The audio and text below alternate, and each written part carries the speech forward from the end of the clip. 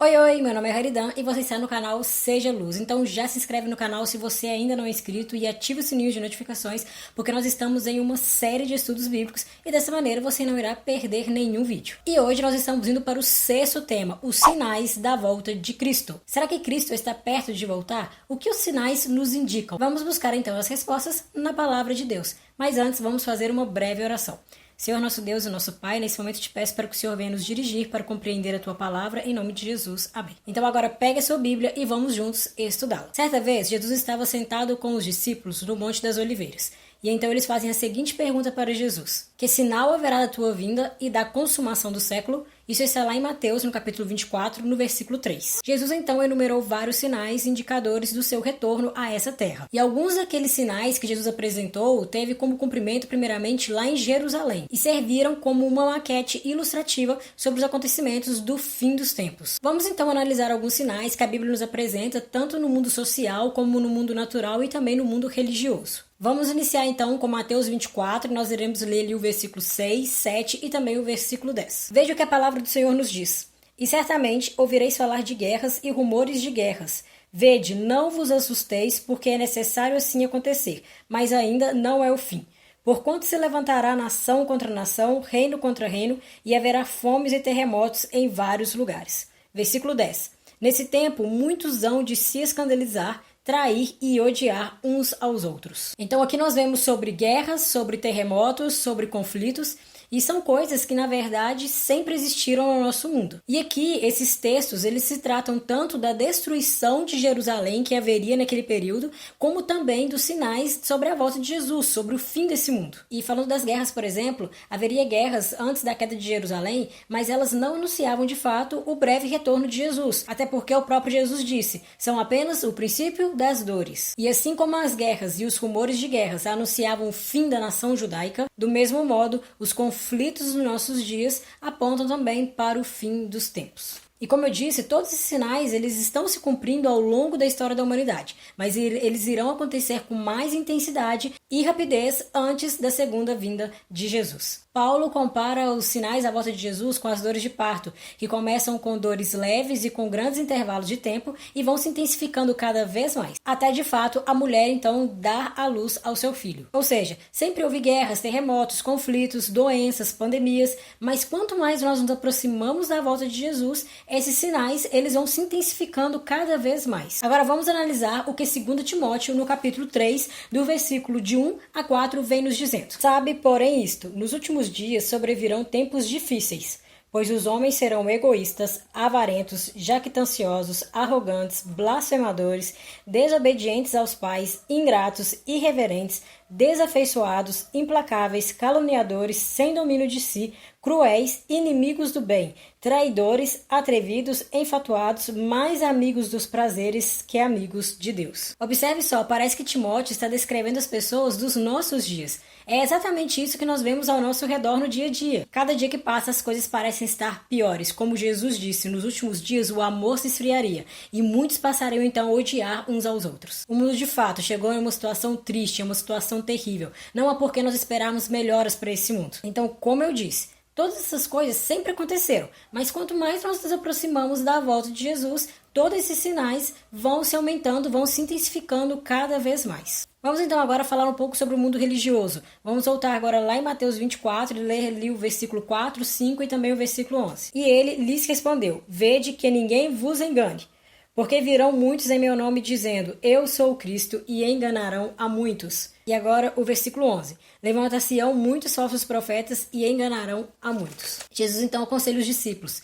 Cuidado para que ninguém vos engane, porque muitos irão aparecer dizendo eu sou o Cristo, muitos falsos cristos, muitos falsos profetas. E isso é um fato. De tempos em tempos nós vemos por aí pessoas afirmando ser Jesus. Hoje no nosso mundo há mais de 1.200 pessoas que afirmam ser o próprio Cristo. E infelizmente essas pessoas que enganam os outros têm seguidores e têm pessoas que acreditam neles. Mas Jesus ele já havia advertido, cuidado para que ninguém vos engane. Vamos ler também o versículo 23 e o 24 que nos diz.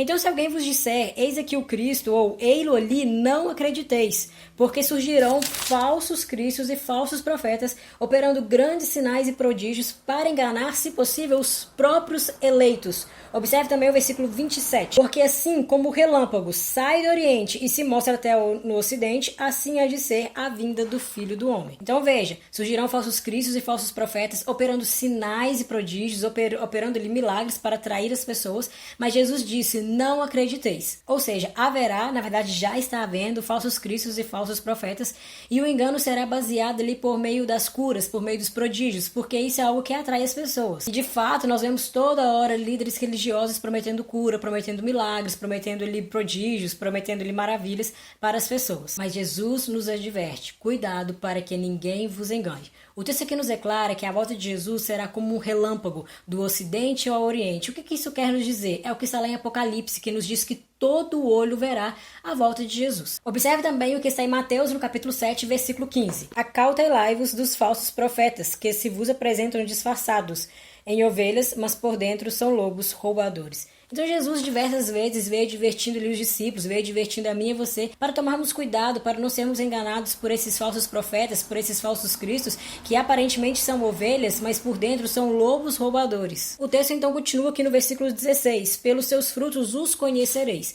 Então, pelos frutos desses falsos líderes, nós podemos então detectar se eles estão falando ou não a verdade. Observe também o que 1 João, no capítulo 4, versículo 1, vem nos dizendo. Amados, não deis crédito a qualquer espírito, antes provai os espíritos se procedem de Deus, porque muitos falsos profetas têm saído pelo mundo fora. E aqui então nós encontramos mais uma advertência na palavra de Deus para estarmos sempre vigilantes, para não sermos enganados pelos falsos profetas. E eu quero que você preste atenção nisso que eu vou te dizer agora. Todo cristão tem a responsabilidade de comparar o ensino religioso popular com as sagradas escrituras. Isso não é uma opção, é um dever de cada um de nós. Como a Bíblia nos adverte, essas pessoas saem pelo mundo afora pregando mentiras, e para nós não sermos enganados, o único meio é estudar as Santas Escrituras. Se eu não estudo a Bíblia, se eu não estudo sobre Jesus, como é que eu vou me impedir de ser enganada por esses falsos líderes? Tudo, exatamente tudo que nós ouvimos falar sobre Deus e sobre o futuro, nós devemos comparar com a Bíblia, nós devemos buscar as informações bíblicas. Nos estudos passados, nós vimos ali que Satanás ele tem o poder de se transformar em anjo de luz, e então ele faz tudo para nos enganar, e ele vai usar as coisas que mais atraem o ser humano para então poder enganar, para poder ali então apresentar mentiras sobre Deus. Como nós vimos aqui nas Santas Escrituras, as pessoas muitas das vezes são atraídas por esses falsos líderes, por esses falsos profetas, unicamente por causa de curas, prodígios e milagres. Você está precisando de um milagre? Vá até Jesus. Você está passando por algum momento difícil, por algum problema financeiro? Busque a Jesus, porque Ele é o dono de todas as coisas, Ele que é o nosso Salvador, Ele é o nosso intercessor. É a Ele que nós devemos recorrer, porque Ele está disposto a realizar milagres na nossa vida. Busque conhecer mais sobre Jesus, busque estudar mais as Escrituras para você então evitar o engano na sua vida. Devemos fazer o que está aqui em 1 João, no capítulo 4, versículo 1. Muitos desses falsos profetas saem pelo mundo afora, mas nós devemos provar se eles procedem ou não de Deus. Muitos saem por aí afirmando ser guiados pelo Espírito de Deus, mas na verdade o Espírito que guia eles não vem de Deus, e é o que está em Timóteo no capítulo 4, versículo 1. E veja também o que está em 2 Pedro no capítulo 2, dos versículos de 1 até o versículo 3. Assim como no meio do povo surgiram falsos profetas, assim também haverá entre vós falsos mestres, os quais introduzirão dissimuladamente heresias destruidoras até ao ponto de renegarem o soberano Senhor, que os resgatou, trazendo sobre si mesmos repentina destruição. E muitos seguirão as suas práticas libertinas, e por causa deles serão infamado o caminho da verdade. Versículo 3. Também movidos por avareza, farão comércio de vós com palavras fictícias. Agora observe, aqui está dizendo que falsos cristos, falsos profetas sairão por aí para enganar as pessoas, e muitos irão acreditar e aderir a essas práticas libertinas, a essas práticas de tradições humanas. E infelizmente, como o texto também nos declara, essas pessoas são movidas pela avareza. Esses falsos líderes, eles fazem comércio com o evangelho. Não se deixe levar por esses enganos. Estude a palavra de Deus, busque conhecer Jesus, a verdade. Não acredite nessas falácias que nós vemos aí todos os dias ao nosso redor. Aqui nos diz que esses falsos líderes chegam ao ponto de renegar o soberano Senhor. E isso não quer dizer apenas ali por palavras, mas principalmente por ações. Vamos voltar lá em Mateus no capítulo 7, mas agora vamos ler ali a partir do versículo 21. Nem todo que me diz Senhor, Senhor entrará no reino dos céus, mas aquele que faz a vontade de meu Pai que estás nos céus. Não basta apenas dizer Jesus, Jesus, Jesus salva, Jesus é amor, Jesus liberta.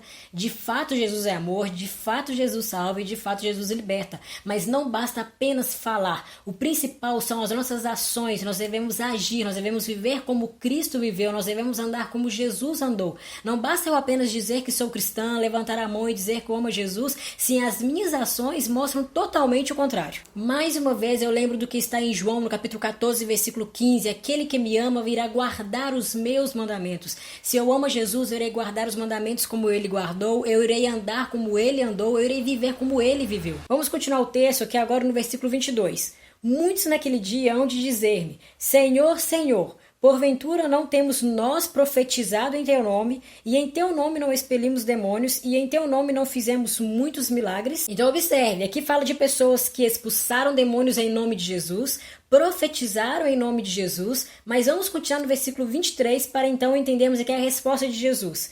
Então lhes direi explicitamente: nunca vos conheci, apartai-vos de mim, os que praticais a iniquidade. Jesus então dá uma resposta muito dura. Ele diz: não vos conheço, apartai-vos de mim, vós que praticais iniquidades. Vocês diziam Jesus, Jesus, vocês diziam que Jesus é amor, mas vocês não faziam a vontade do meu Pai que estás no céu. Percebe? Nós não podemos apenas falar, apenas viver de palavras, eu amo Jesus, se as minhas ações não mostram de fato esse amor a Jesus. O principal são as nossas ações. Por isso eu volto a dizer o que está em Mateus no capítulo 7, versículo 16. Pelos seus frutos vos conhecereis. Ok, então até aqui nós vimos vários sinais, tanto no mundo social, como no mundo religioso, como no mundo natural. Todos esses sinais estão se cumprindo. Mas será que Jesus ele falou de algum sinal além desses? Vamos lá em Mateus no capítulo 24, no versículo 14, que nos diz: e será pregado este evangelho do reino por todo o mundo para testemunha a todas as nações, então virá o fim. E esse evangelho aqui que diz que será pregado em todo o mundo, então virá o fim, não é um evangelho barato. Não é um evangelho baseado em tradições humanas, mas é o evangelho eterno, o evangelho de Jesus, o evangelho verdadeiro que nós encontramos nas Santas Escrituras e que foi atacado pelo inimigo de Deus ao longo da história. E este evangelho de fato está sendo pregado em todo o mundo.